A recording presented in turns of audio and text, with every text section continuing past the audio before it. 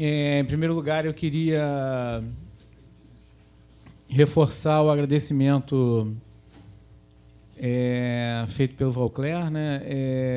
Esse seminário coincidiu primeiro com alguns problemas familiares um pouquinho antes de eu viajar, e depois foi um período que eu tive fora. Eu voltei na sexta-feira à noite, então eu contribuí menos do que eu gostaria, e então realmente os meus agradecimentos a todas as pessoas que participaram no dia a dia da organização. É sempre bastante trabalhoso você organizar um seminário desse porte e toda a logística, então também não vou falar pessoa por pessoa, mas queria agradecer muitíssimo as pessoas que estiveram à frente da organização do seminário, e espero que ele seja bastante bem sucedido.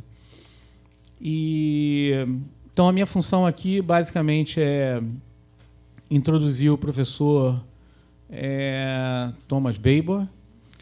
A gente sempre tem a ideia, que é mais ou menos consensual, né, de que a questão das drogas, ela sempre tem que ser vista por prismas distintos e complementares, desde da questão farmacológica,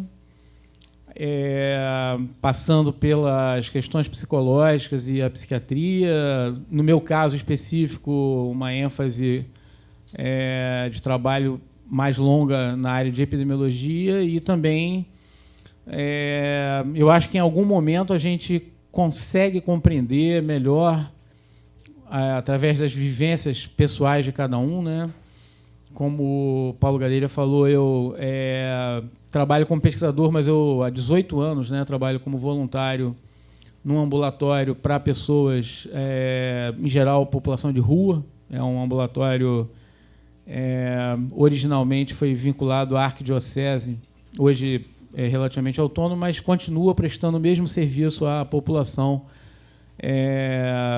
muito pobre, algumas pessoas, ou talvez hoje, em sua maioria, sem residência, sem trabalho, né? Esse é um problema grave no Brasil hoje em dia. Nós estamos com quase 12 milhões de pessoas desempregadas. E mais tarde eu tive contato com a área mais ligada a políticas públicas. Essa é uma área que, na minha carreira pessoal, acabou aparecendo mais tarde. E, nesse sentido, eu aprendi muitíssimo com os livros e artigos do professor Babor. Primeiro, eu li o livro, que é uma referência na área de álcool, né? Álcool não é uma mercadoria, uma commodity comum.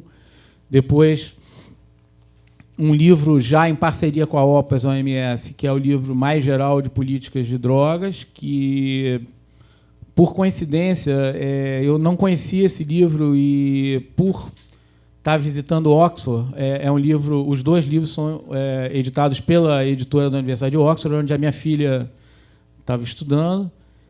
Encontrei esse segundo livro, constatei que ele tinha sido premiado, né, se eu não me engano, não só pela editora, como também pela Associação Médica Inglesa. Não sei exatamente se é esse o prêmio. Isso mesmo, é a Associação Britânica de Medicina e a Universidade de Oxford. Então, são livros que são marcos para qualquer pessoa que queira estudar política pública na área de álcool e drogas. Obviamente, esses livros são de uma década atrás, portanto, houve uma série de modificações, nem sempre para melhor, infelizmente. Em algumas áreas a gente observa que as coisas pioraram, com uma espécie de maré conservadora no mundo inteiro. E até estava conversando com o professor Babor que, por coincidência, total coincidência, nós estávamos devolvendo o carro que alugamos para ir para a Escócia. No escritório da firma tinha um discurso duríssimo e com muita propriedade. Lá eles distinguem, né? O Reino Unido tem um Prime Minister, que é o que as pessoas conhecem, e a Escócia tem uma coisa que eles chamam de First Minister, que é uma senhora que eu realmente não estou conseguindo me lembrar o nome, mas ela fez um discurso muito duro e um dos aspectos, enfim, todos os aspectos do atual conflito que a Europa está passando, a questão dos refugiados, etc. e tal, mas também a questão da regulação do álcool, né? Estava conferindo aqui com o professor Babor um discurso muito duro, muito bem fundamentado do que seria para nós. A gente não tem esse termo Prime Minister e First Minister, mas seria a primeira-ministra da Escócia, né? O parlamento escocês ele tem uma independência relativa dentro do Reino Unido e, pelo que eu escutei, talvez no futuro a gente não tenha mais o que a gente chama hoje de Reino Unido. A gente tem um reino desunido, porque claramente você nota conflitos, né, nas políticas públicas, inclusive em álcool e drogas, mas em várias outras áreas da Inglaterra e da Escócia. Então, para terminar aqui minha fala, eu perguntei ao professor Babor como pronunciar o nome dele, porque não sabia, já só conhecia de leitura. O Gadelha também fez a mesma pergunta. E ele, porque eu não sabia se falava Babor ou Babor, né, que seria a versão do leste europeu. E ele me explicou que é de origem tchecoslovaca, muito próximo ali da onde é a minha própria família, né? Eu tive ali exatamente na fronteira. E, por coincidência, agora, na volta da viagem, eu li um livro de um professor que eu não conhecia, Kassov, que fala sobre a história do leste europeu. E a primeira parte do livro mostra que a primeira coisa que você tem que fazer é padronizar os nomes das cidades. Uma coisa que eu nunca tinha tido essa ideia, porque ele dá o exemplo da cidade de Vilna, né, que hoje fica, se eu não me engano, na Lituânia, que mudou 7 vezes de nome entre a Primeira e a Segunda Guerra Mundial. Porque cada hora era ocupado por outro país, mudava a cultura, mudava a língua. Então, o mundo, infelizmente, está passando por espero que não no sentido de uma guerra, mas o mundo está, sem dúvida, passando por uma situação de convulsão, né? Seja no leste europeu, seja no Brasil, como foi mencionado, seja... Nós estamos passando um período muito difícil, né, de conflito e intolerância entre as pessoas. E uma vez eu me lembrei de uma conversa que eu tive com um amigo já muito antigo, que eu falei, eu nunca consegui entender direito esse lugar de onde a gente veio, Galícia, Moldávia. E aí, para quem é carioca, ele me deu uma explicação muito precisa. Ele falou, olha, a coisa mais parecida com o que era aquilo é o Mercadão de Madureira. Então, cada um vai conseguir se lembrar, talvez seja parecido com Pelourinho, talvez seja parecido com a região da Luz, aquela imensa confusão, várias pessoas, várias culturas, várias línguas. O Mercadão de Madureira é português, mas é tão confuso como esse lugar de onde a gente saiu. Então, como eu e o professor Babor somos quase fronteiriços, né? Eu pelo lado da Polônia, ele pelo lado da Tchecoslováquia, eu tenho o prazer de apresentar um quase primo meu ilustre. É sempre bom que as famílias se ampliem com pessoas ilustres e eu dou as boas-vindas a ele.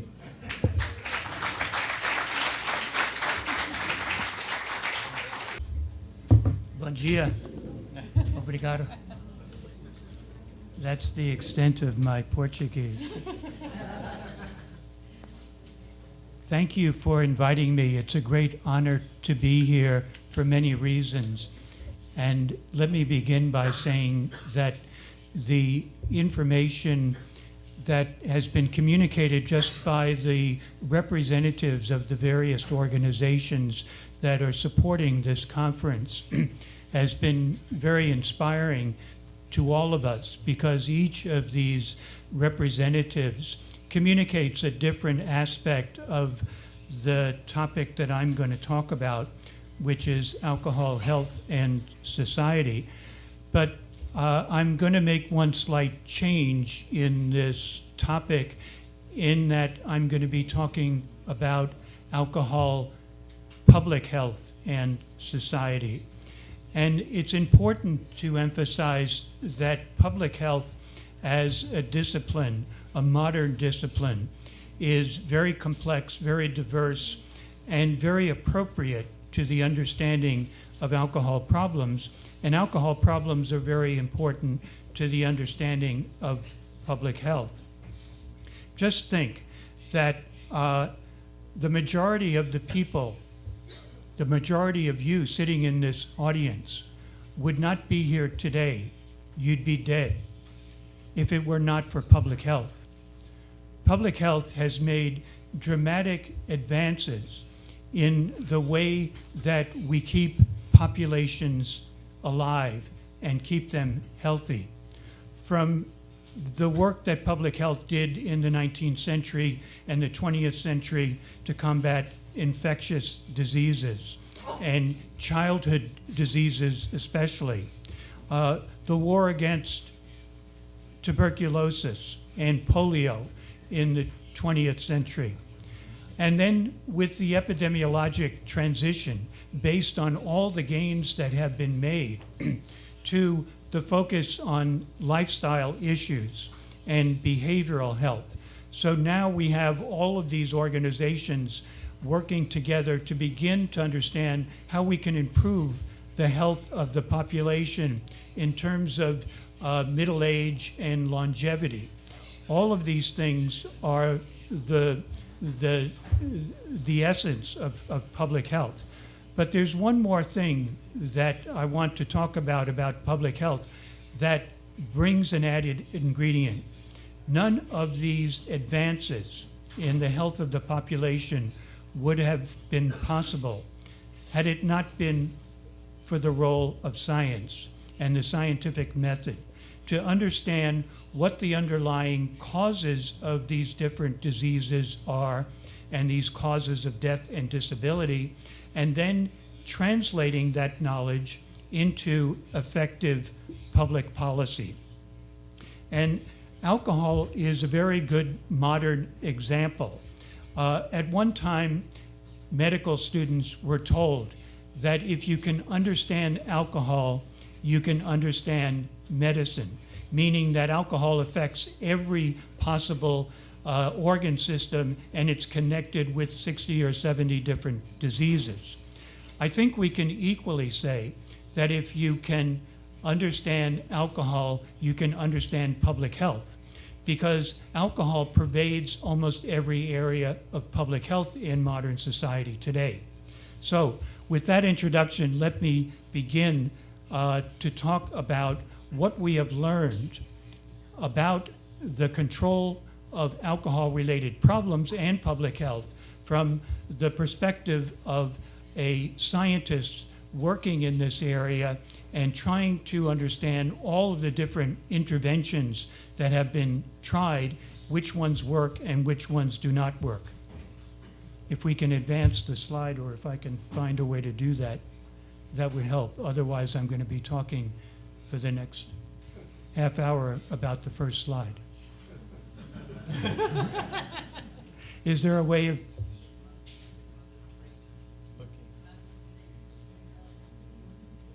Is there...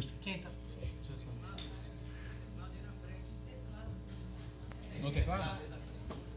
Okay. Okay, sorry. I need the keyboard. I'm the good. Okay. Can I? Well, I could do it here. Oh, yeah.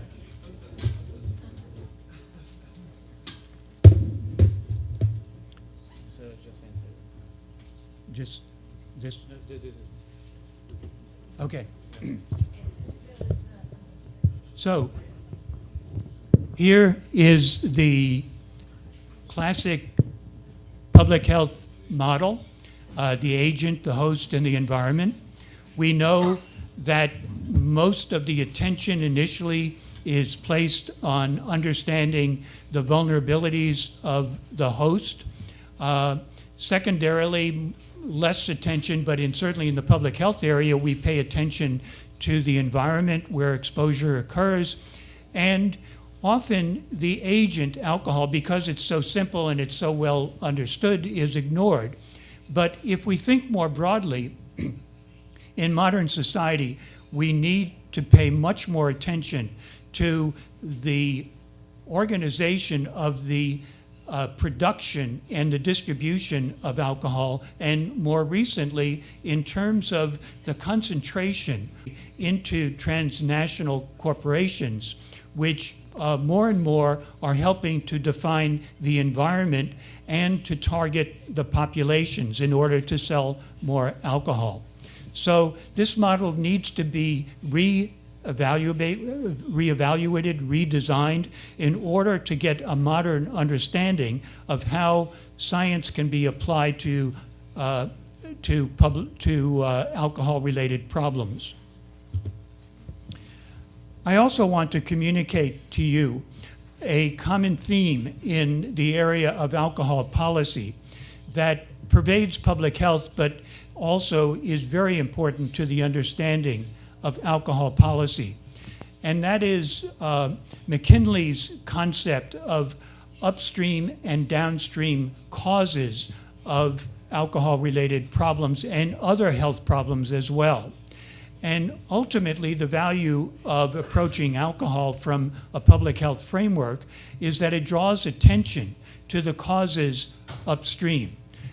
When you look downstream only, you focus on pulling people out of the water who are drowning and resuscitating them to save their life at that particular moment. But there comes a point when you pull so many people out of the water and you spend all your resources just resuscitating people and preventing or helping to rehabilitate them, that you ignore what's going on that is causing the problem. And if you put your fishing rod down on a day when you're just out there to relax and you encounter people drowning, and you put your fishing gear down and you walk upstream, you will find that farther upstream, something is pushing people into the water that is causing them to drown. And by going upstream, we can find out the distal causes of alcohol-related problems.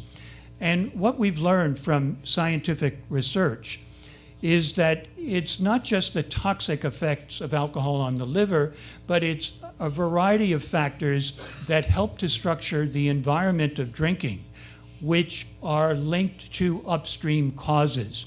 And the main upstream causes that we know of now are affordable prices, easy availability of alcohol, a culture of universal heavy and episodic drinking, aggressive marketing, and the lack of regulatory controls. When you put all of these things together, you have the ingredients of a perfect storm for alcohol-related epidemics. And if we can understand the dynamics of what is causing populations to have these epidemics, then we can begin to design public health interventions. We've been studying these for over 100 years, and we have ample scientific evidence to demonstrate, just like we know the causes of infectious diseases, that there are causes for alcohol-related problems which can be affected by public health measures. And these causes, starting upstream, are the causes are related to interventions. So regulating the physical availability of alcohol, limiting the time of day that alcohol is available, rather than relaxing the controls and having alcohol available every time of day in every place, is a public health intervention. Similarly, we know psychologically and economically, the more that alcohol is available in terms of affordability, the more people will drink. So pricing and taxation measures are a way of influencing drinking behavior and drinking problems. Further down, you get alcohol promotion. Why do we have changes in population rates of drinking, increases in drinking among women, increases in drinking among young people, increases in drinking among the elderly? in part that's due to not our own national culture, it's due to cultures that have been invented for us by this mass marketing campaign initiated by the alcohol industry to sell more products. So drinking, modifying the psychological environment through marketing controls is another way of preventing alcohol-related problems. Drink driving countermeasures are targeted at certain populations further downstream. This is drivers, but drivers of a certain age, and particularly male drinkers. And finally, when we get down further downstream, we have treatment and intervention services and prevention services. These can be effective, but they only affect limited numbers of people. So we have to combine all these interventions, but in particular, look upstream. So let's start talking about a few of these. We have pricing and taxation. We know that alcohol is no ordinary commodity because people develop problems from excessive use. But in many ways, alcohol is an ordinary commodity from an economic perspective. When prices are high, people drink less. When prices are low, people drink more. When alcohol is free, people drink excessively. So we have an economic lever that can affect the population rates of heavy drinking through taxation and pricing policies. And what we've learned from econometric research and from behavioral economics is that adolescents and problem drinkers and alcoholics also respond to price. They may shift to different beverages with lower price. Alcoholics may drink cheap alcohol, but even you can regulate that type of access financially through limits on below price or very low price beverages. So increased alcohol taxes and prices are related not only to reductions in the amount of drinking within a society, but also to the amount of alcohol-related problems. And this is a very attractive public health measure because it's very inexpensive. And governments, in fact, can gain money from tax revenues if they tax alcohol more than they do at present. So there are problems connected with all of these interventions, but in general, we found that pricing and taxation policies are among the most effective. That goes into policies that affect excise and sales taxes on a national level or on a state level, and minimum prices. Minimum prices meaning that in some countries you cannot reduce the price of alcohol below a certain limit in order to get people to come into a store or to promote a certain product. And often the prices that are discounted are the beverages that most appeal to alcoholics and young people. So minimum pricing policies can be very effective. We can have bans on happy hours and discount drink schemes where people come into a bar and get below price discounts. And smart prices to try to shift consumption from high alcohol content beverages to low alcohol content beverages. So all of these pricing policies can be effective, particularly if it is argued that they're going to save money in terms of healthcare costs and accidents and injuries. In the case of Scotland and England, England has liberalized its alcohol policies and its pricing policies. And if you go to English cities on any weekend day, you will see an epidemic of alcohol intoxication on the streets. Young people drinking in public, young people drunk on the streets. You can hardly walk in a downtown area in a small English city without stepping over somebody on a Friday or Saturday night who's on the ground drunk. And all of this was created in the past 15 years by changes in availability and pricing, where cheap alcohol has flooded the market. Scotland, on the other hand, is trying to impose minimum prices to prevent cheap alcohol from flooding the market. And they've been prevented from doing that for 3 years by the alcohol industry and by the UK government, because they passed a law that's been contested in the European Court. And now, finally, in fact, a few days ago, the European Court said that it was now legal for Scotland to proceed to implement its minimum pricing policy.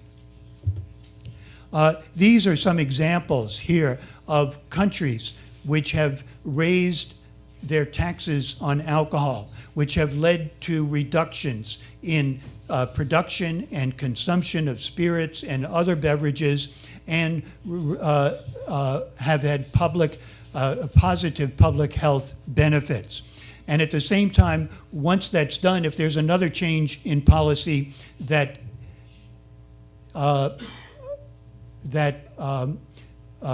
reduces the taxes, you see a reversal in these benefits. In the case of Russia in the 1980s, we saw that the availability of cheap alcohol, particularly vodka, in the old Soviet Union had led to such an epidemic of heart disease and suicide that the male life expectancy in Russia was down to 59 years. And after controls were implemented in availability and pricing by Gorbachev, the male life expectancy began to recover, and it went up to 63, 64, 65 years old, and then they reversed the policies, and now it's going back in the other direction. So you see these enormous variations in mortality and morbidity that are a function of some very simple public health interventions, limits in particular on the price of alcohol and its availability. For availability, we're talking about restrictions on the time and the place of alcohol sales, and also who can buy alcohol. So again, we have the cost of restricting alcohol availability is very cheap. You have many laws that have already been passed by the state and the national government that say you can't keep a bar open all night. You have to close at 12 o'clock or 1 o'clock or 2 o'clock. You can't sell to everybody. You can only sell to people over 16 or 18 years old. And you can't sell sometimes in some countries at certain days of the week. In my state of Connecticut, up until recently, you could not sell alcohol on Sundays. So all of these controls on availability have been studied for many years by alcohol epidemiologists. And they've shown dramatic differences in areas where there is easy access to alcohol and areas where it's more difficult to buy alcohol. And the differences are translated into public health. In the case of Diadema, Brazil, this is a city which for many years had the reputation of having the highest homicide rate in the country. And when the municipal authorities got together and decided that enough was enough, what they did was put restrictions on the availability of alcohol. They closed the bars at 11 o'clock at night, and instead of 3 or 4 in the morning. And as you can see, after 2002, there were sharp reductions in homicide rates. Not only in homicide rates, but in many other social and medical problems. So admissions to the hospital emergency department and to shelters for battered women. So we can see how alcohol pervades all kinds of social and health problems and how a simple intervention limiting the availability of alcohol that limits the ability of heavy drinkers to get intoxicated, how that can affect public health. In Cali, Colombia, the most restrictive policies during this in the country were associated with much lower rates of homicide compared to areas that had higher availability of alcohol. So another way of limiting access to alcohol for a vulnerable population is through age restrictions. And many more countries now are considering having strict enforcement of their current age restrictions, but certainly as we found for tobacco, if you can enforce these age restrictions on sales, you can also raise the purchase age. So if you limit the purchase of alcohol to people at age 18 or the purchase of tobacco to age 18, you begin to prevent early onset of smoking and drinking.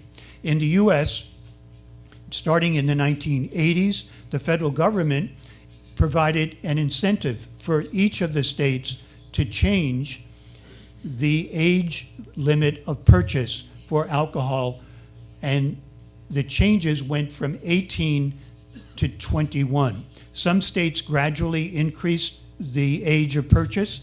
Other states did it right away from 18 to 21. The changes occurred state by state, so you could compare states that changed with states that didn't change that were comparable in other respects. And what was found is that when a state changed the purchase age and made it more difficult to get access to alcohol, many alcohol-related problems, causes of death through accidents and injuries and traffic fatalities, began to change as well. And during the first few years, they estimated that 16,000 young people's lives were saved by the addition of this small change in the purchase age for alcohol. And it wasn't just people between the ages of 18 and 21. It filtered down to young people at 16 years old who were dying as well of alcohol-related injuries, accidents, overdoses.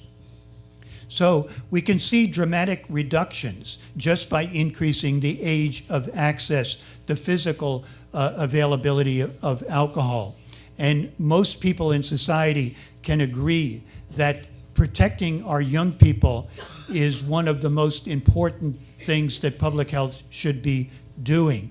With tobacco, if we can keep people from gaining access to tobacco from age 16 to 21, theoretically, we could diminish the rates of nicotine dependence dramatically from what they are now, in part because we know from the epidemiological data that most young people begin to smoke between the ages of 16 and 21. And if they can get through that period for tobacco, they're not going to start smoking when they're older. And that is true for alcohol as well. So there's a time window, a period of vulnerability that we can protect our young people from so that they don't learn to smoke, they don't learn to engage in binge drinking. The alcohol industry has been influential in Brazil in affecting availability. And starting with the banning of alcohol sales in soccer stadiums in 1995, there were dramatic reductions in violence in the football stadiums. I spoke to a police chief in one of the municipalities close to São Paulo, and he said that the effects of alcohol were dramatic within the football stadiums, and they could be observed as soon as the ban on alcohol was imposed, and that it was much easier to manage the football matches from a police perspective with the ban. When the reversal occurred, it occurred in part because of the collusion of the alcohol industry with FIFA, which pressured the federal government to repeal the ban and allow the states to decide whether or not to allow alcohol to be served at football stadiums. And now that reversal of the ban continues, but this is an example of our ability to study from a scientific perspective what happens when you liberalize an alcohol policy or when you make it more consistent with public health prevention measures. And we have many examples of this, but Brazil is both a good example and a bad example. The third area, upstream, which is very important for the management of alcohol-related problems on a population level, is the regulation of alcohol marketing.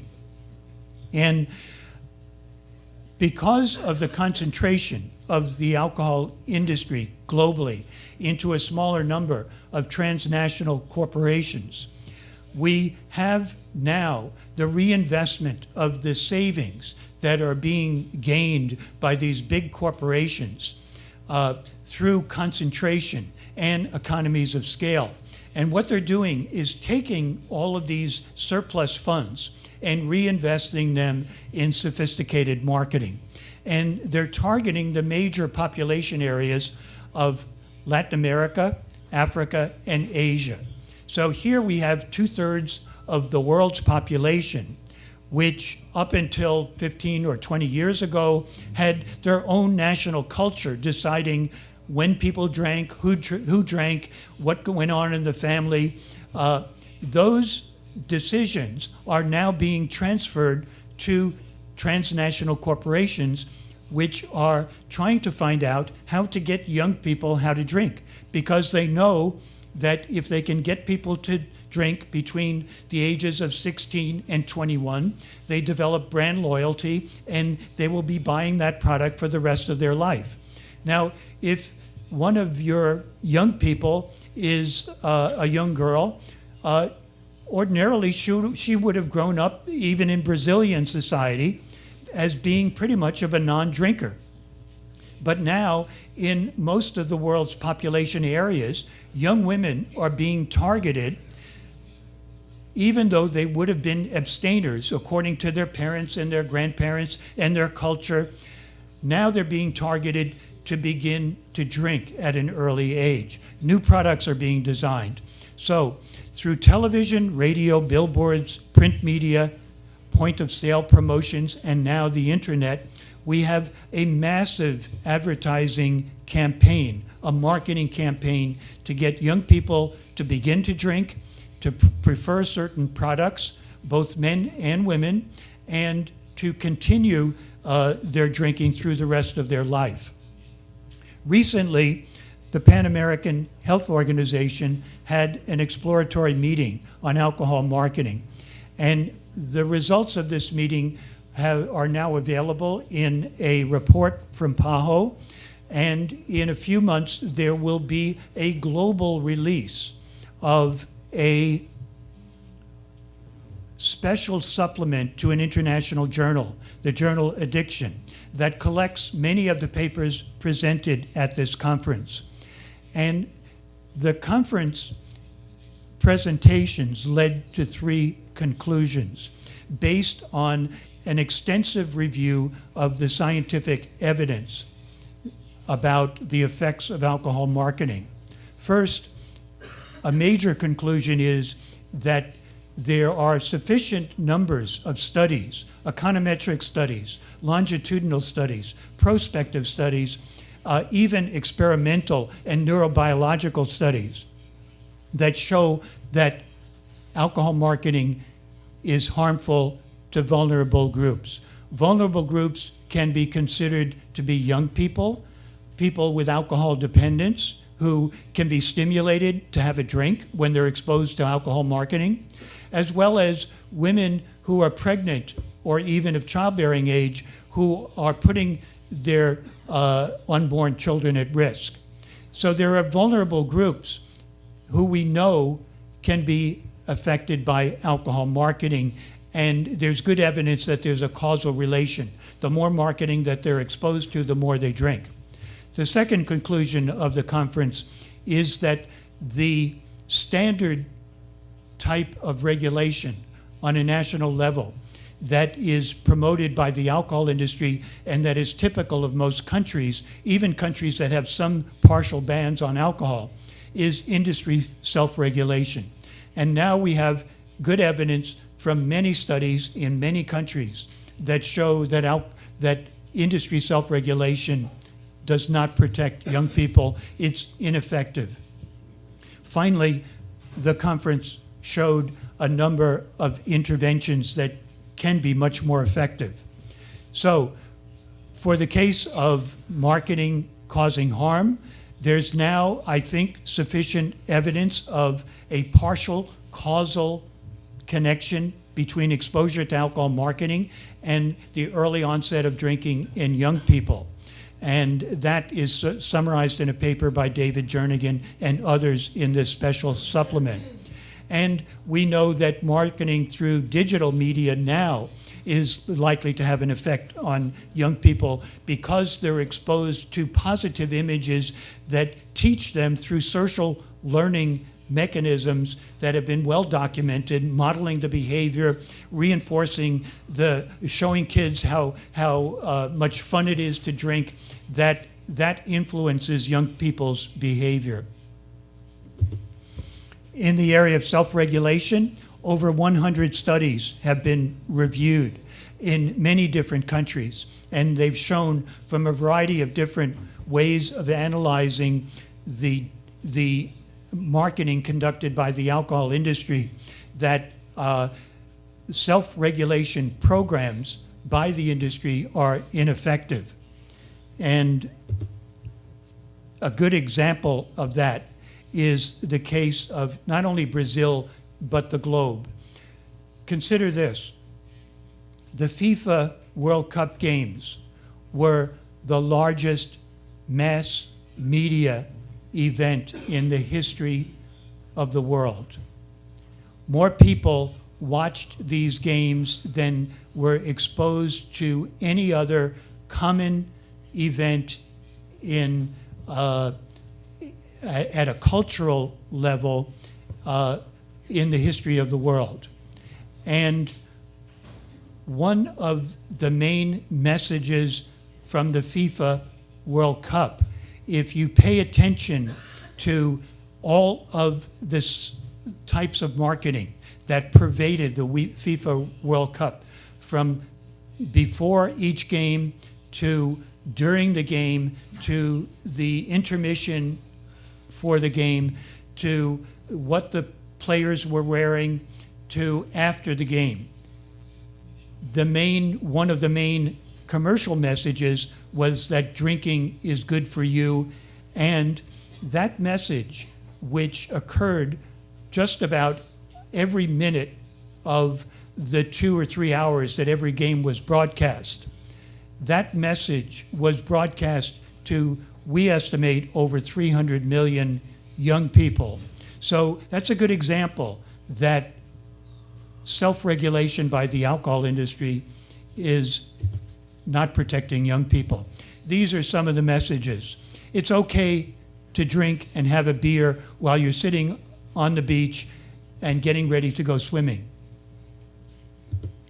It's okay to drink at a rave party, but also it's okay for the disc jockey to drink during work. It's okay to take risks when you're drinking and everybody else is drinking and jumping into a pool. These are all commercial messages that are being broadcast to 300 million young people. It's okay to have a program viewed by teenagers, sponsored by Corona Beer before the FIFA World Cup match. And it's okay when you're watching the game and observing a goal to see the images of alcohol brands broadcast at the same time. And if people in the stands are being shown, one of the things that the cameras pick up, because the alcohol industry distributes large containers with the brand name, is that the fans are all drinking beer. So we analyzed in 10 countries the marketing that was done during the FIFA World Cup, and Brazil was one of the countries. And we identified just the TV ads, 84 unique alcohol ads that were advertising 39 brands that were broadcast hundreds of times in different countries, except one country. And I'll get to that in a minute. The one country where the alcohol ads were not broadcast was France, which has a ban on alcohol marketing on TV. The greatest number of ads were created for the brands we all know, the transnational corporations. And the prevalence of code violations, a code violation is a violation of the list of things that the alcohol industry says, either individually or as a group, that they will not broadcast because it's not good for young people. They will not broadcast inappropriate drinking. They will not broadcast people getting drunk. They will not show people associating drinking with success and so forth. These are all the things that their code says that they should not do. But in fact, when we had experts in public health in Brazil and the Latin American countries, and we did it in 3 languages. We had panels in Portuguese, Spanish, and English analyzing all of these ads. And we found across all of these ads that 91% of them had at least one violation of the industry's self-regulation codes. It's an example of a broken system. Self-regulation does not work, and it's allowing these images, teaching particularly young people how to drink and encouraging other people to drink more. It's allowing exposure of millions of people to these messages day after day, but in particular in these events, these global media events that are appealing to so many people. So there are alternatives, and this is the third conclusion of the PAHO meeting, alternatives to address the problem. Legally binding health treaties, like the Framework Convention on Tobacco Control. That bans tobacco marketing. Why can't we have a framework convention on alcohol control or on alcohol marketing? And international trade agreements should be looking at alcohol from a public health perspective. We have the French Loi Evan, the Evan law, which is very effective in certain areas in banning exposure to alcohol marketing. And then we have much less effective measures that most countries have, including Brazil, which are partial bans or co-regulation. And we could start anywhere to improve the control of marketing. Anything we can do is going to be better than what we have in most countries. Even the Loi Evan can be evaded, so we have to do more with the alcohol industry. Perhaps social marketing would be another way of approaching it, to look at all of the risk factors for young people, for different types of health problems that are linked to modern lifestyles. And those non-communicable diseases that young people are going to develop as they get older can be prevented in childhood if we could educate them, but also not just educate them, prevent them from being exposed to messages encouraging them to eat processed foods, beverages that are supplemented with high fructose corn syrup and other sweeteners, high salt content foods, and foods that and beverages now that contain alcohol. Remember that the alcohol industry is partnering with the soft drink industry to transition people, especially young women, from sugar-sweetened soft drinks to sugar-sweetened alcoholic beverages. So we can do a lot through social marketing to prevent these messages from being broadcast and perhaps partner with our colleagues in the area of diet and nutrition and certainly tobacco control to prevent non-communicable diseases. Drink driving interventions target heavy drinkers, but they're very effective in reducing rates of alcohol-related accidents and injuries. These especially are sobriety checkpoints, random breath taking, lowering the blood alcohol concentration limit, and enforcing all of these different laws. We have a variety of them now. It's mainly a question of enforcing them. But putting more money into enforcement pays for itself because it saves the enormous cost of accidents and injuries. And during the past 50 years, we've also seen dramatic improvements in our treatment services for people with alcohol, and we've seen expansions of early intervention and screening in primary care. And Brazil has been leading the way in the area of early intervention. And based on the types of interventions and screening tests developed by the World Health Organization and the Pan American Health Organization, we have most of these interventions translated into Portuguese that are being distributed, particularly the early intervention, into the healthcare system. And for the future, this is another type of public health approach, secondary prevention, that can be added to the upstream measures. And in fact, we might be able to combine treatment and early intervention services with social marketing in campaigns that would allow people to understand that alcohol is a health problem, and if they have a health problem, they should get advice from their health provider, and the health providers can counsel them to cut back on their drinking. So combining these different approaches into upstream and downstream types of interventions, I think could be the next way we approach alcohol-related problems. In general, what we found that exposure to any form of treatment is good for people with alcohol dependence. Therefore, public health should be concerned about persuading people to seek treatment. And because of the stigma of alcohol dependence and the stigma of getting treated for alcohol dependence, many people won't do that. But we may be able to educate the population, create more services, and get more people into treatment.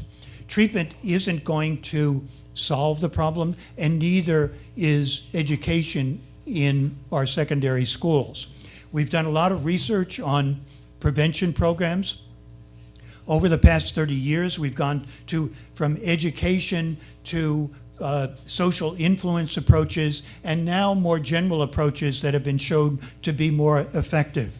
But if you can work with high-risk kids, provide a better classroom environment for them, engage them in after-school activities, work with their parents, we can begin to deal with the most vulnerable kids.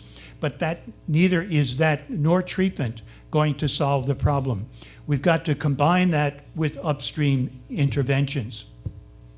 So what happens when we put all of these things together, particularly the upstream interventions? Well, there was a study done recently by some epidemiologists in the United States that took all 50 states and they rated each of the US states in terms of their tax policies, their availability policies, their controls on marketing, their drunk driving policies, and other things. And they got experts to weight these in terms of their scientific effectiveness and their influence on drinking behavior. And they came up with a score which defined whether the policy environment was good or bad, whether it was low or high. And what they found was that the higher the alcohol policy score, the lower the adult rate of problem drinking was. So the more controls in a state for drunk driving, on prices, on availability, the less people get drunk. And they did that for adults, and they also did it for young people.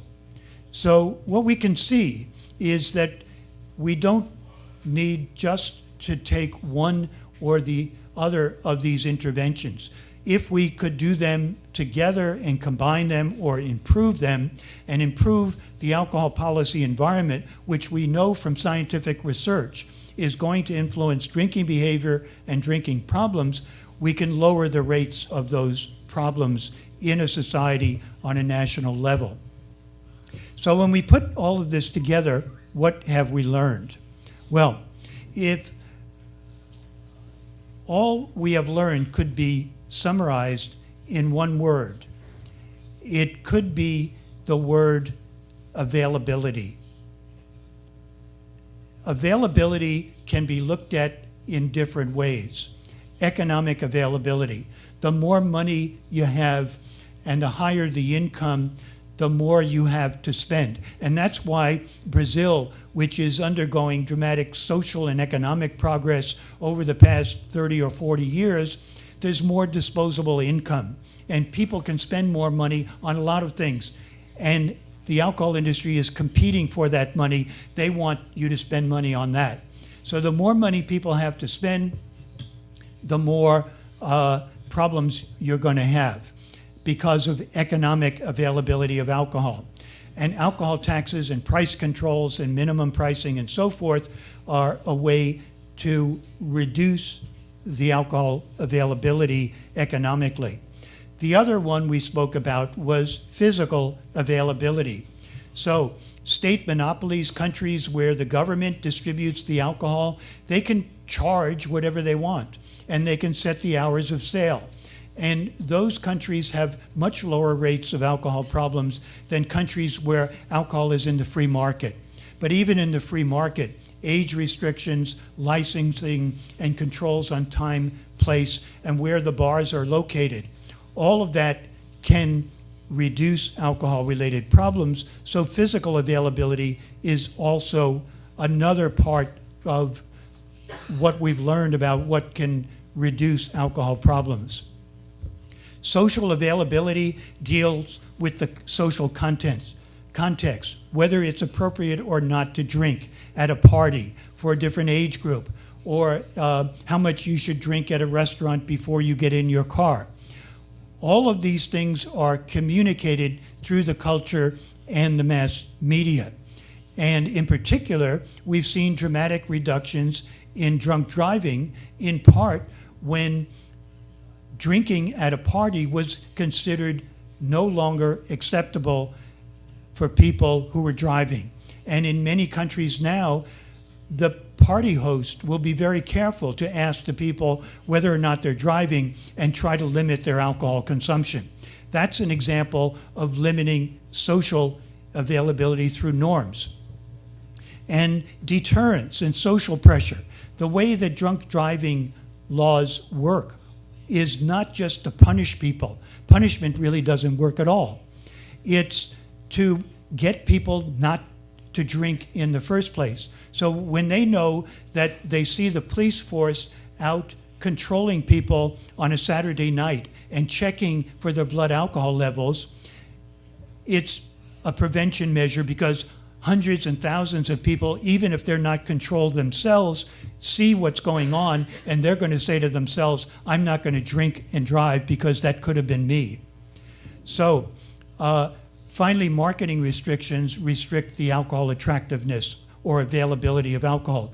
Think about Muslim societies, where even there, in some countries, you can buy alcohol, but most people don't drink. It's because it's not psychologically available because of the religion. So if we can start to change people's attitudes, their norms, and the physical environment and the economic availability of alcohol, we can reduce alcohol problems. There are many problems that are tried, solutions that are tried, that are ineffective. Just giving information to adolescents scientifically has been shown to be ineffective in changing their attitudes or their behavior. Mass media campaigns telling young people or adults to drink responsibly are ineffective, and not surprisingly, this is promoted by the alcohol industry. Designated driver programs, trying to get a group to find a sober driver. They don't seem to work very well. And bar owners who voluntarily commit to not to serve intoxicated drinkers. It's only when somebody is inspecting the facility and observing whether they are actually serving, when that is enforced, that there is an effect on actual serving behavior. And finally, industry self-regulation doesn't work. All of these solutions are favored by the alcohol industry. So unless they agree to higher taxes, less marketing, restrictions on availability, it's not a good idea to work with the industry. How do we overcome these challenges? Well, the public health community can begin to work together on an international level. And this foundation, the Fiocruz Foundation, can be very effective in setting an example to the public health community, both nationally and internationally. And our representatives from PAHO here have been very effective in communicating the latest scientific information to the public health community in Brazil. We can build research capacity. And I'm happy to see that this conference is set here in the premier research facility in Brazil for public health. This is a good example. We can study changes for the better or for the worse in alcohol policy to help to build the science base for future policy. Public health surveillance, monitoring, and verification of marketing and of the alcohol industry's activities can be another thing we can do to help mobilize the public health community and develop strong conflict of interest policies for government and academia and even the scientific community, which is often approached by the alcohol industry to do research for them. Finally, what we need is global health policy networks. And this international conference is an example of the beginning of Brazil working with the Global Health Policy Network in alcohol. We've learned that for tobacco, it wasn't just one individual at a time trying to change smoking behavior, or one doctor at a time changing their patients' behavior, or one organization's activities trying to prevent the onset of tobacco smoking in young people, or at a national level. It was all of these things combined with the international public health community that eventually led to this rebellion against the tobacco industry and the Framework Convention on Tobacco Control. And that happened through a global health policy network. Similarly, in the case of polio and in tuberculosis, it was people working at the individual and the national level and then internationally working together to share scientific information and to observe what one country does and what another country does, exchanging scientific and public health expertise that eventually led to the dissemination. It wasn't just the discovery of the polio vaccine. It was the dissemination of immunizations against polio that eventually led to the reversal of that epidemic. So global health policy networks can be very effective for alcohol. Conclusions: alcohol problems can be minimized or prevented using a coordinated, systematic policy response. And that policy response can be summarized in terms of availability theory. There are other theories that are relevant, but you can combine much of this in terms of availability through policies that discourage drinking and driving, reducing the legal purchasing age, limiting marketing exposure, and the availability of cheap alcohol. In most countries, regulation of affordability, physical availability, alcohol marketing are very cost effective. It saves money for our national government that can be invested in health because alcohol problems are preventable.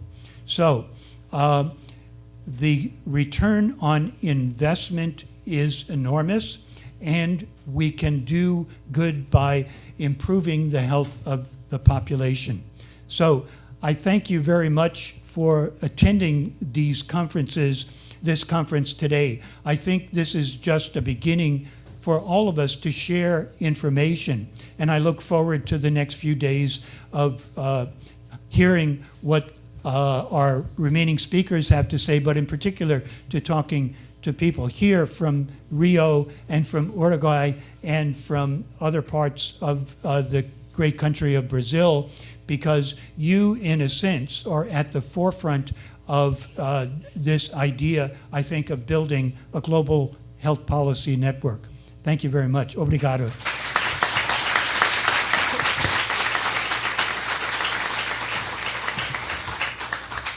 Obrigado, professor Babor. Pelo nosso horário aqui, a gente pode ir ainda uns 20 minutos, mais ou menos, à frente, né?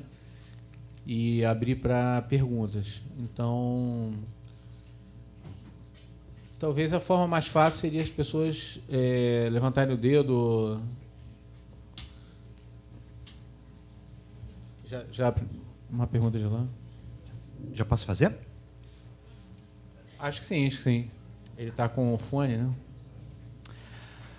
Professor Babor, gostaria de...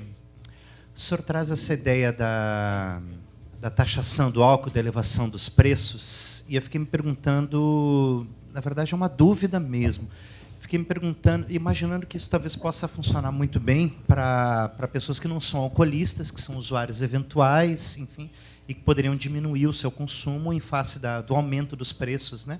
Mas fiquei me perguntando se isso teria efetividade com as pessoas que são dependentes do álcool, se isso não faria apenas que elas acabassem se arruinando completamente do ponto de vista financeiro para manter o seu consumo, enfim, são alcoolistas, enfim, fiquei com essa dúvida, gostaria de ouvi-lo a respeito. Yeah, that's a very intelligent question, and it has been evaluated by economists and psychologists and behavioral psychologists for many years. At a population level, we can look at the correlations between price and taxes and consumption and heavy consumption. And there it's clear that there are hundreds of studies that demonstrate this relationship. In the case of what goes on with individuals, a good example is that alcoholics, people who are alcohol dependent, have been found to disproportionately favor cheap alcohol, which is not good for them. It's even worse for their liver than good alcohol.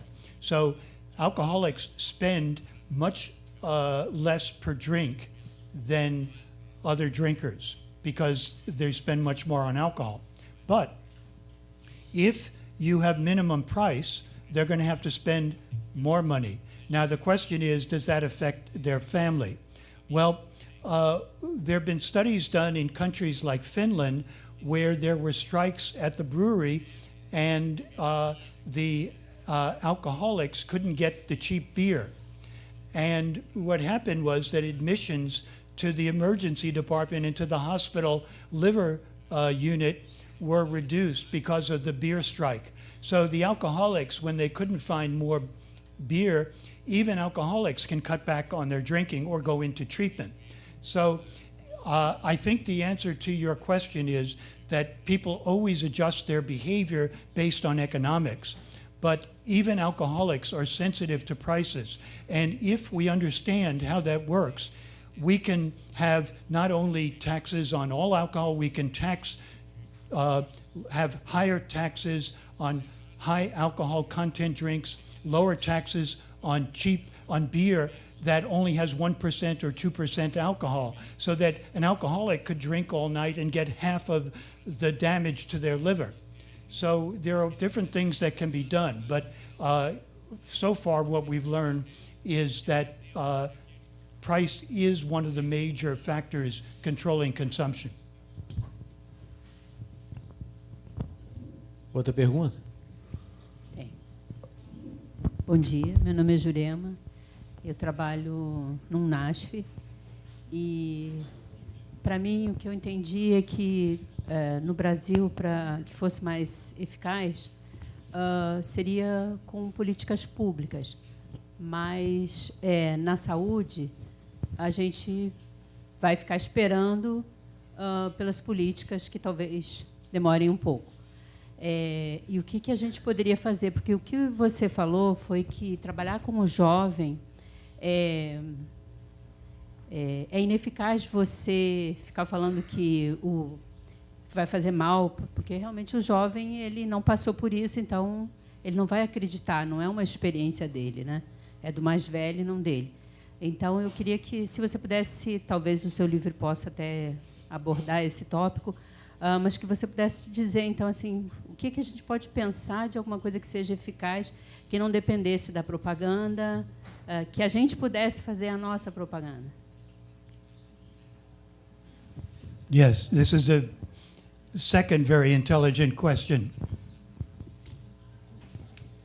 Because in our book, we don't consider these things. And perhaps it's because we're academics and intellectuals who put together all of these reviews of the science.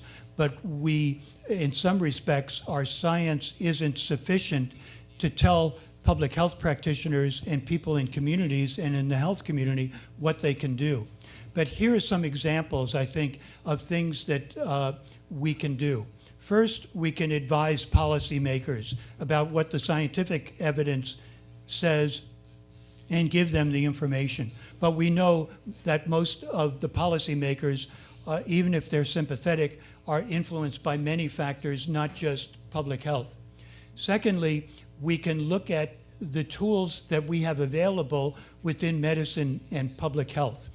And one of the things that has been very successful in Brazil is early identification through an intervention, through screening and brief intervention in the healthcare system. Brazil has a very good healthcare system, especially built around primary care. So educating primary care practitioners, particularly community health workers, in how to conduct screening, how to counsel their patients, how to deal with the family, and how to refer people or manage them appropriately can help to disseminate evidence-based interventions throughout the healthcare system. Secondly, we can use social marketing. As public health practitioners, we can develop health messages that are broadcast. Now, there isn't scientific evidence for this, but one of my suspicions is that one of the reasons why just educating young people is not effective in discouraging them from drinking is because for every classroom session, they get about health promotion, how to be healthy, whether not to drink or not to smoke, and these things. For every one of those sessions, the same kids are getting 10 or 15 sessions, probably many, many more, of the equivalent of the opposite message from the alcohol industry, as we've seen, which says it's okay to drink, it's fun, you can have get drunk with your friends and be sophisticated and happy only if you drink alcohol. So our social marketing campaigns need to communicate a much different message. And one of the things that has been shown to be effective for tobacco is that marketing campaigns that show kids how the tobacco industry was trying to persuade them to be stupid and to smoke, and how if they really wanted to be a kid who's popular and to be a kid who is rebellious, they should hate the tobacco industry that's trying to addict them to nicotine. I think those types of messages could be communicated to young people, and I know an example of my own kids who were very rebellious. That would have been much more effective than when I told them that you shouldn't go out and get drunk. Eu queria fazer eu mesmo uma pergunta. Existem alguns trabalhos de uma década atrás, mais ou menos, mostrando que a curva de aumento de preço, ela reduziu o consumo até um certo ponto e, a partir de um certo ponto,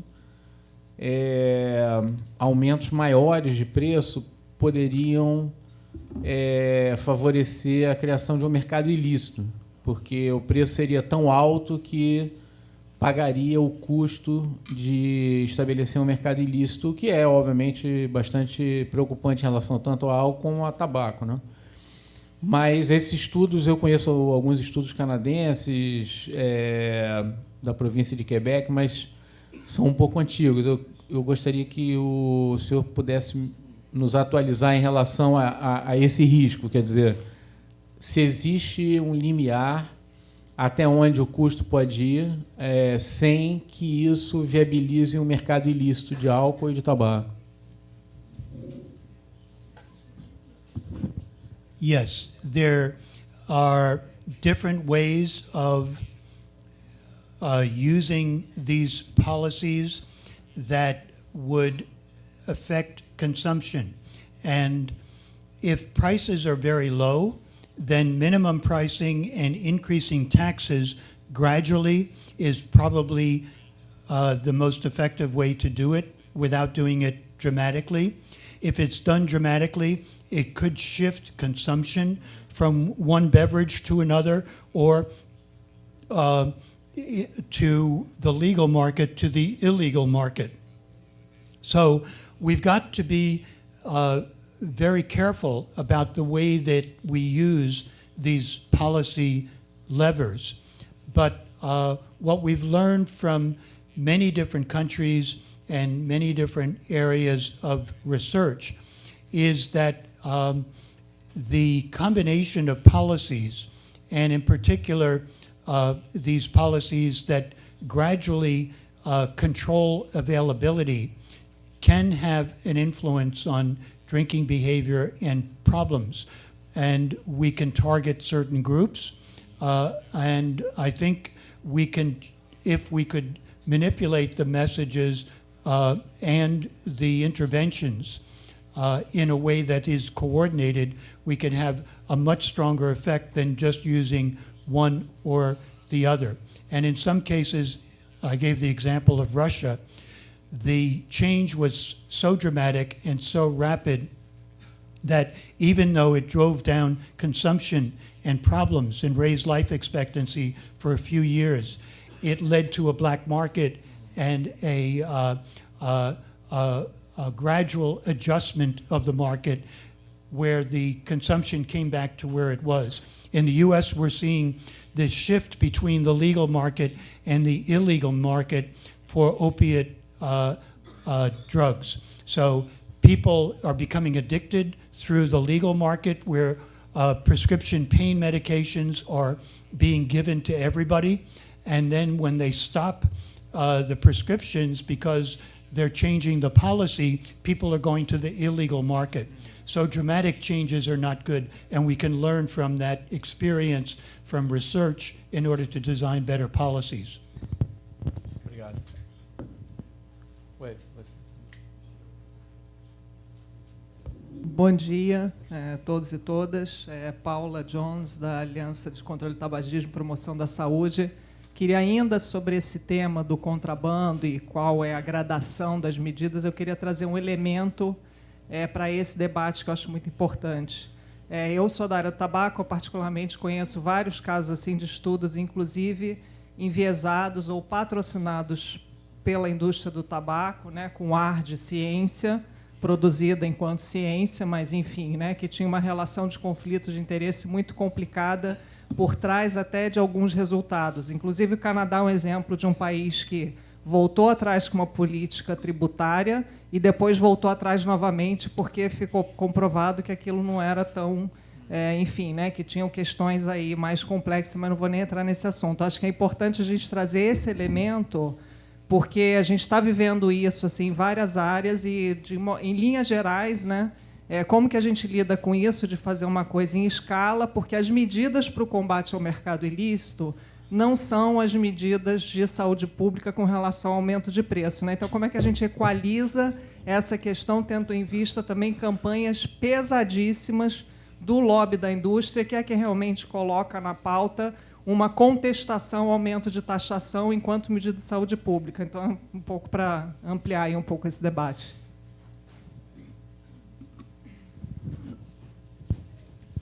You mentioned several things, all of them are interesting. I think I can perhaps try one example that might partially respond to your question. We're talking about very powerful industries, tobacco, alcohol, processed food products, soft drinks and beverages. And they contribute now enormously to the health problems of postmodern societies. And one of the interesting things that has happened with respect to the industry is that, on the one hand, these powerful industries, like the big beverage companies, Coca-Cola, or Philip Morris in tobacco, or Anheuser-Busch, AB InBev in alcohol. They promote themselves as good corporate citizens. They want to support research, so they get scientists to do studies, and they use their mass media communications in order to promote this image that they are interested in preventing problems. But we've seen that they're not very interested in substantive solutions rather than public relations. So, in the case of soft drinks, what happened in the last couple of years is that there have been investigative reports, mainly coming from journalists, looking at Coca-Cola.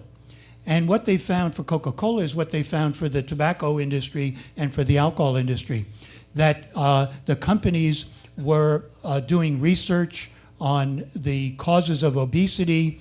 They found the cause, but they didn't tell anybody because it was their product that was infused with high sucrose corn syrup.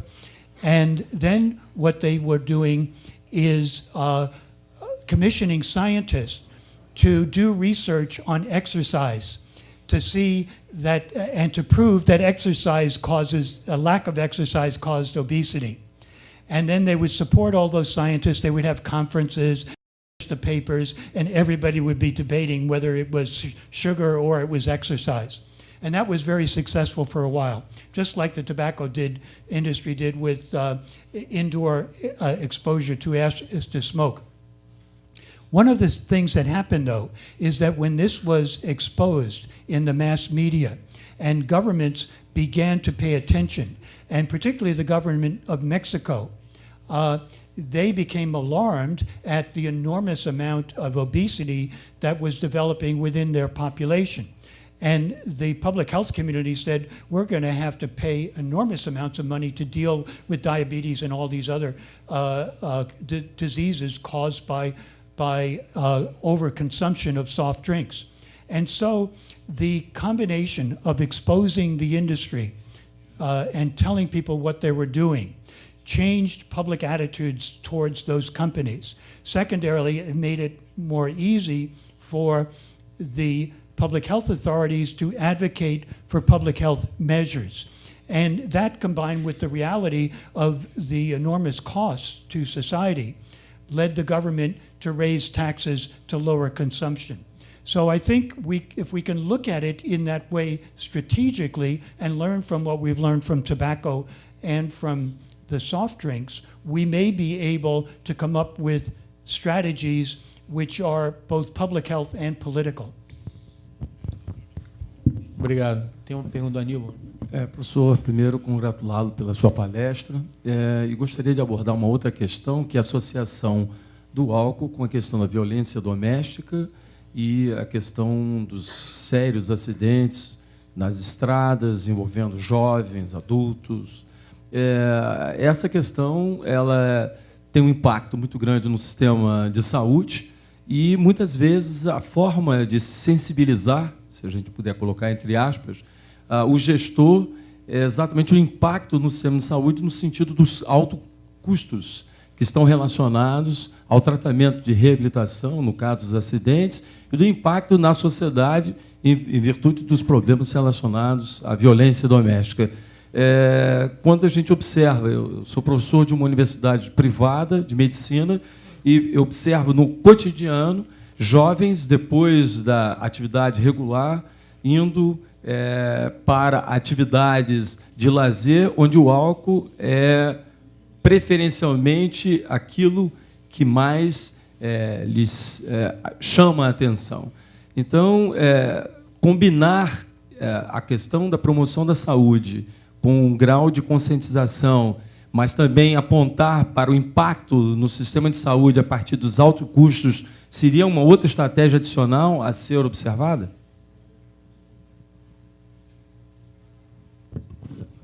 Yes, I think we need to think more broadly about where the heavy drinking is occurring, what specific problems are most costly to society, particularly in young people, and how we can develop a public health approach.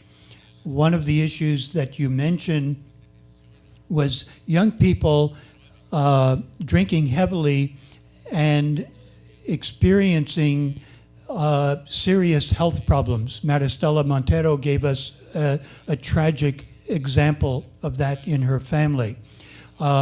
When you calculate from a public health perspective the damage, we're talking about what we call disability-adjusted life years. It's the number of years that a person's life and functioning in their life is changed because of a particular disease. And in this case, an accident or an injury can create enormous costs for society, particularly in young people. If it's linked to alcohol, that's one thing, but alcohol is linked to a consumer lifestyle.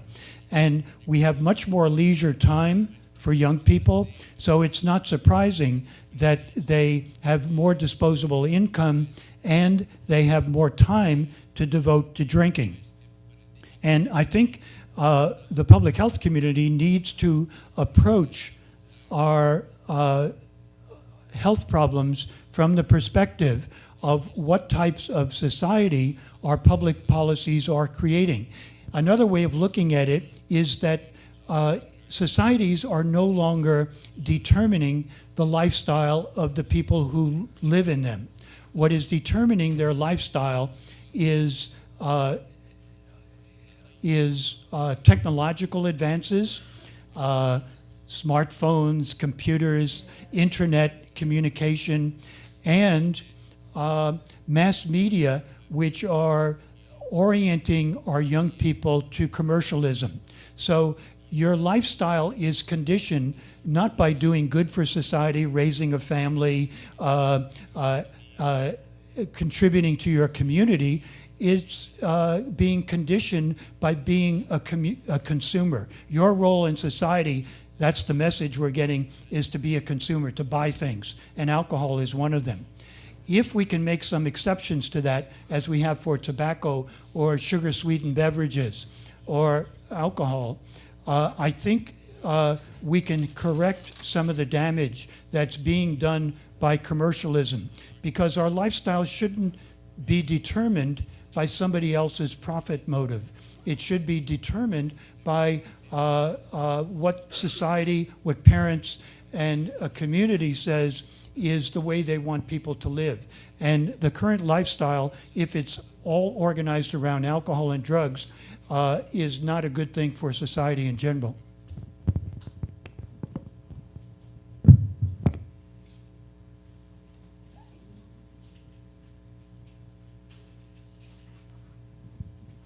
Professor, eu estava aqui pensando em 2000, a partir mais ou menos em 2050, né, o Brasil triplicará a população idosa. E aí o senhor levantou o aumento, e a gente vê também nas pesquisas aqui realizadas no Brasil, Vigitel, a PNS, também um aumento significativo de consumo, né, na população idosa.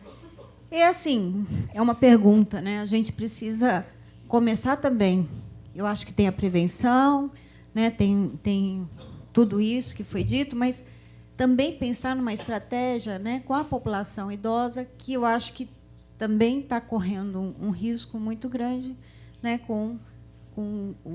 aumentando, né, o índice de consumo da bebida. Aí minha pergunta é se tem algum estudo, algumas experiências, né, de alguma política direcionada em relação a isso. Obrigada.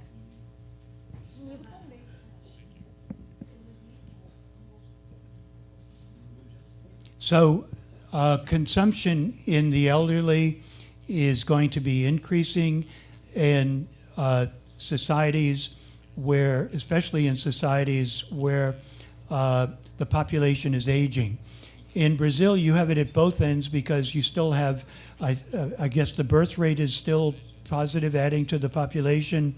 But there has been research on what happens during this transition from a younger to an older population. And even though the alcohol industry is focusing more on developing countries where there's an emerging population of young people, because they know those people drink the most, they are focusing also on getting older people to drink more. And there, I think, because people use more health services as they get older, there we can have an important contribution from the medical community, and public health can help to get the tools to the people in the medical community to deal with the problems of heavy drinking in the elderly. Number one, we need to prevent people from drinking at all, if possible. Number two, if they drink, they need to lower the limits of drinking so they don't become intoxicated, because we know that most elderly people, when they get to an advanced age in their lives through some sort of an accident where they break a bone, or if they can survive the chronic diseases, then they have complications, and often those complications from injuries come from drinking. So people are unsteady, they break a hip or an arm, and they go to the hospital and they die because of heart failure. Third, we've found that a big problem as people age is polypharmacy, taking many different drugs. And many of the drugs that the elderly take interact with alcohol. So we need our computer systems and our prescription systems and the pharmacies to be able to identify interactions between alcohol and other drugs, particularly in the elderly, so that people who have just one drink are not doing damage or getting drunk because it interacts with their medication. So there are many things we can do, and perhaps all of these things can be used to discourage older people from drinking at all.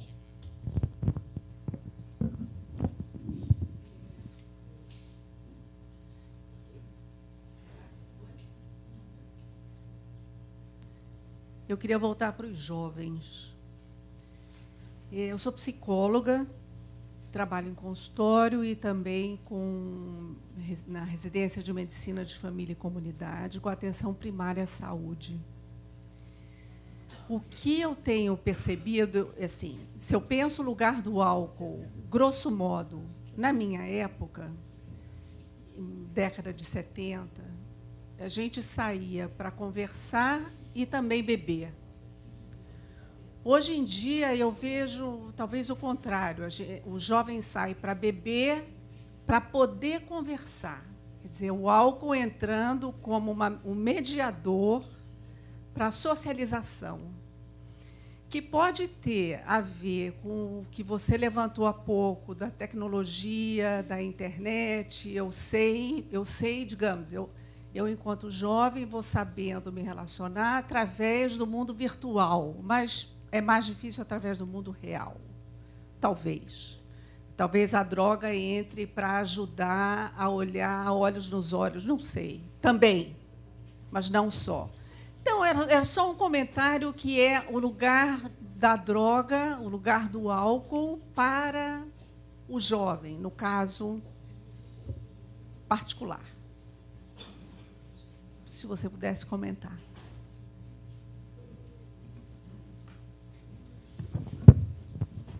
Well, again, it comes down to how people learn from the environment around them, how they learn to drink, and how they use alcohol to socialize, and what the role of intoxication is in a society.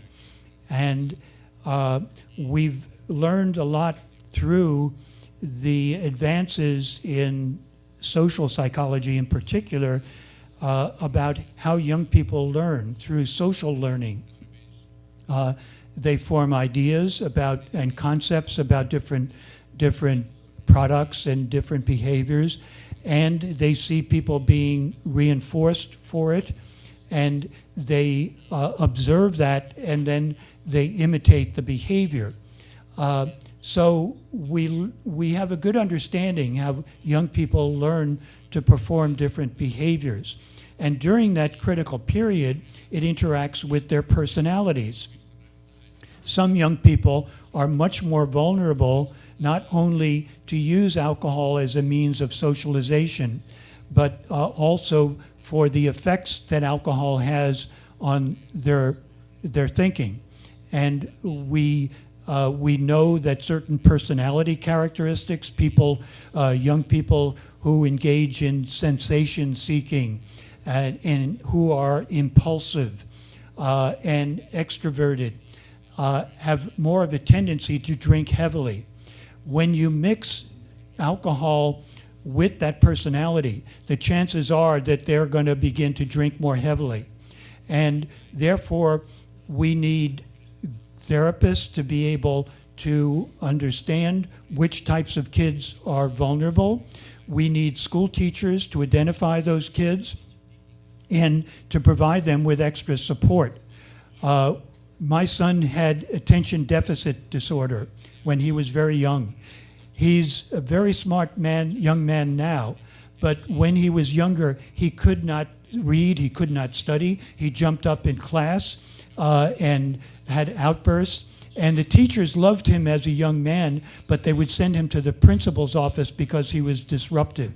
He became involved in alcohol and drugs in his mid-teens, much earlier than the other kids. But part of it was because that the teachers who didn't like him would throw him out of class. And then they wouldn't let him on the soccer team. And then he began having all his friends after school having nothing to do. And if there were better programs for kids like that, to work with them, and he got a lot of help from the school counselor, but he went through a very difficult period in his life, in part because he was vulnerable. And I think we have the tools within our education system, within our psychologists, to understand which kids are most vulnerable. And we can, if we can design an environment for those kids, so the parents provide better supervision, so that the schools provide more support, and those kids are not excluded because all of the resources go to the smart kids, you know, and they ignore the kids that are difficult, when those kids are just as important. I think we can do a lot more to prevent particularly vulnerable kids, psychologically vulnerable kids, to develop drinking problems. Obrigado, a gente vai encerrar agora.